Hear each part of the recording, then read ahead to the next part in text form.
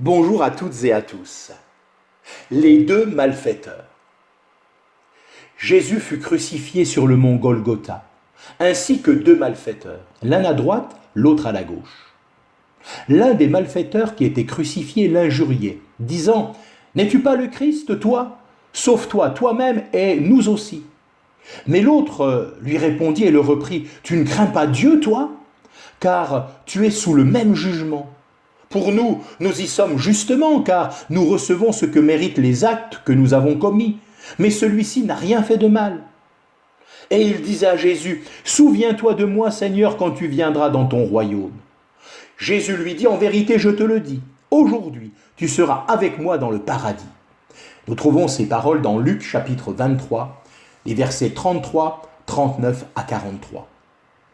Les autres évangiles nous apprennent que ce malfaiteur repentant avait auparavant insulté le Seigneur lui aussi. La révolte contre Dieu est l'état de tout homme avant sa conversion.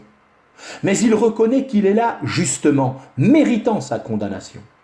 C'est le premier pas indispensable vers le salut, reconnaître sa culpabilité devant Dieu. Certains admettent que Jésus est le Fils de Dieu venu sur la terre pour payer le prix du péché. Mais ils n'ont pas pour eux-mêmes la conviction de leur propre culpabilité. Or, Jésus a dit qu'il n'était pas venu pour appeler des justes, mais des pécheurs à la repentance.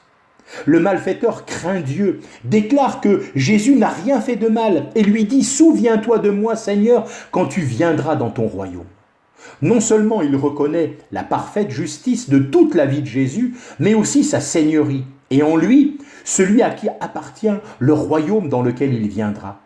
En prononçant ces paroles, le malfaiteur manifeste sa foi au Seigneur et en sa résurrection.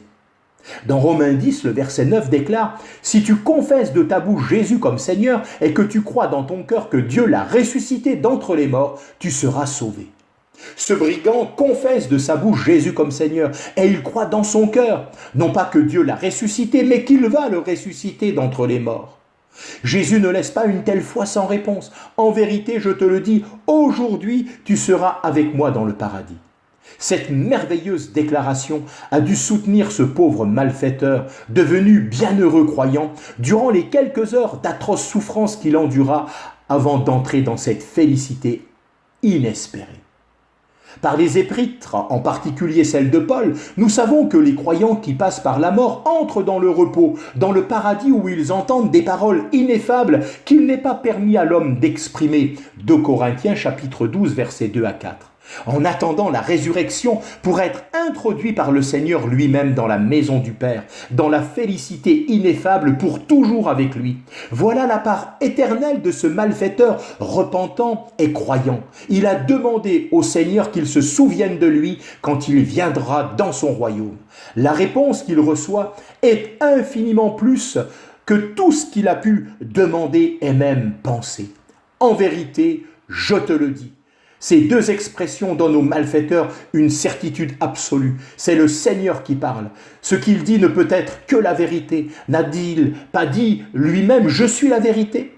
Comment un croyant pourrait-il douter des paroles de celui qui est la vérité ?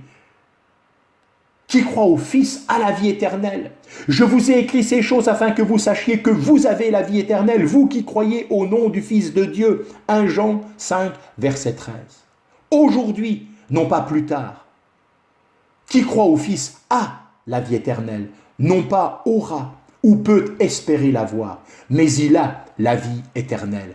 C'est une possession immédiate. Que le Seigneur vous bénisse richement.